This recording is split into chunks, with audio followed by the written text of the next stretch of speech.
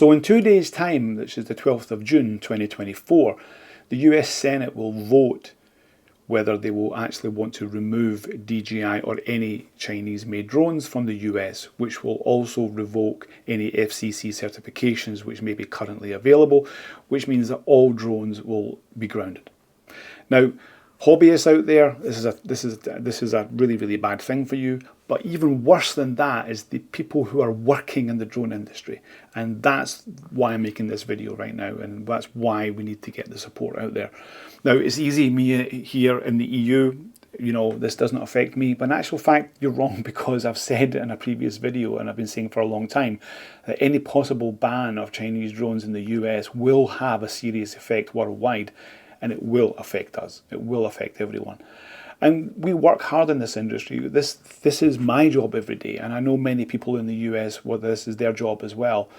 Whether you're flying a Mavic 3 Enterprise or the Thermal or M300, 350s or whatever, or using the DJI Dock 2, this is your livelihood. That's what puts food on the table. That's what keeps a roof over your head. And the US Senate will be voting to take that away from you if they see fit. Now, I see this as purely political. I know that DJI have released an update for the Fly apps in order to remove any uploading of data. Great, that's really good.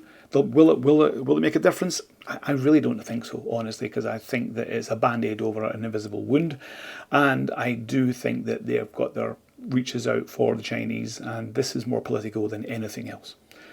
So we can only hope that the Senate make the right decision and do not take away people's livelihoods.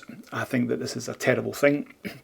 You have my support. I'll leave a link for anyone who hasn't, reached out to, their let's say local representatives in order to help here.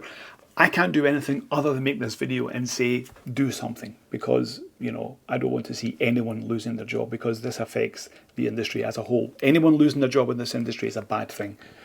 And we can only hope that the Senate sees sense. Fly safe.